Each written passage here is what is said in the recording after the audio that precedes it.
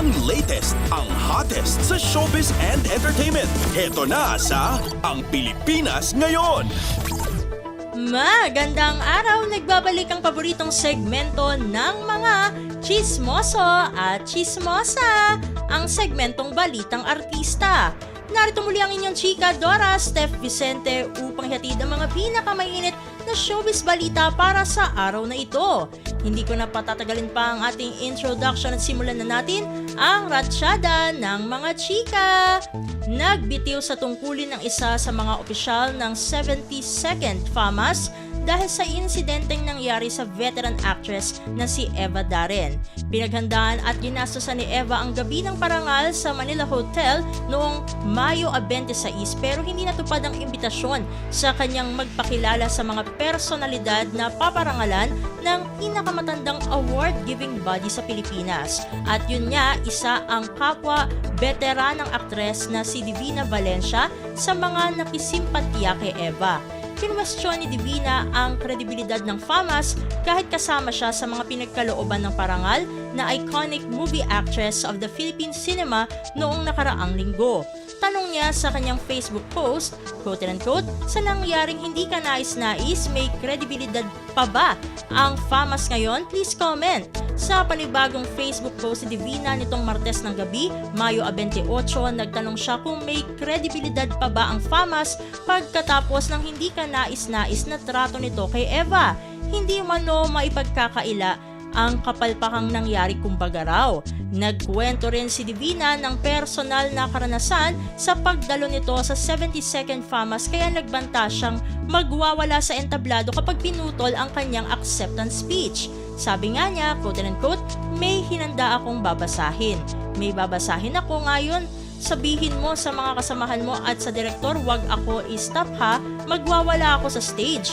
Mga hindi lang 5 to 6 na konektado sa mga nagtatawag ng sumunod o susunod na artista, naririnig ni Marisa Delgado ang sinasabi ko. Tawa siya ng tawa nang sabihin ng FAMAS production staff na hindi masasagot ang kahilingan ni Divina na ban o nagban ang veteranang aktres. Aniya, quote-unquote, ganun ba? O di sige, magkakasubukan tayo kapag hindi nagulo ang gabi nyo.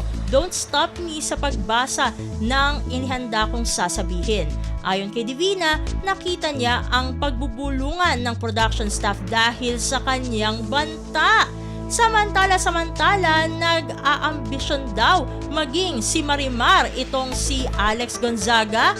Though may ilang followers na nakornihan dahil masyadong overacting daw siya, marami rin naman ang natawa sa kanyang Marimar video na posted sa Instagram account niya. Caption ni Alex, quote-unquote, eto na ang Jejeng Marimar, si Maring Mar.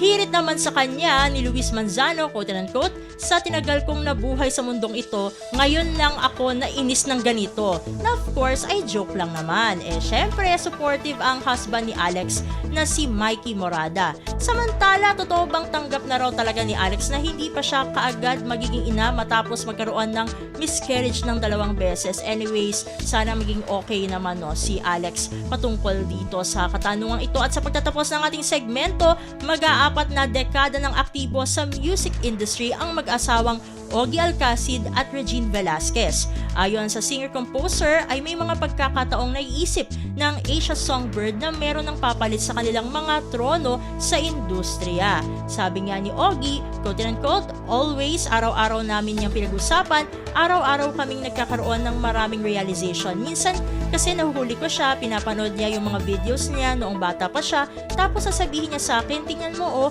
ang taas pa ng boses ko, ang galing ko nun sasabihin ko, hindi magaling ka pa rin hanggang ngayon. Iba lang ang estilo mo ngayon, mas may puso ka lang kumanta kasi nandito na ako sa buhay mo. May mga ganyan kami. Naiisip din daw ni Regina unti-unti nang naglalaho ang kanilang mga ginagawa ni Ogie pagdating sa pagkanta. Quote-unquote, marami ng bago marami ng magaling, marami ng bata, wala na siguro tayo. Sabi ko, ano ka ba?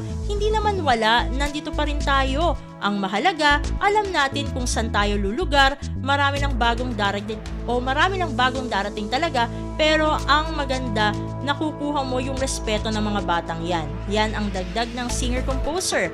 madalas na tumutulong si Regine sa mga nagsisimula pa lamang na singer ngayon. Madalas na tumatanggap ang Asia Songbird ng guesting para sa concerts ng ilang mga kakilala no nakikilala pa lamang na singer sa bansa. Sabi nga ni Ogie, quote and unquote, she always takes pride whenever these kids would talk us. Napapansin niyo palagi siyang nag-guest kasi gustong-gusto niya, she wants to be part of the lives and careers of those who are coming. Kasi naalala niya nung nagsisimula siya, ganyan din si Napilita, Who, Pops, Martin, hindi niya nalilimutan yon.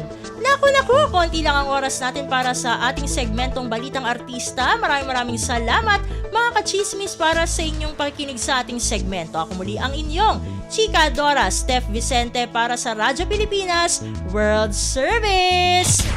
Ang latest, ang hottest sa showbiz and entertainment. Heto na sa Ang Pilipinas Ngayon.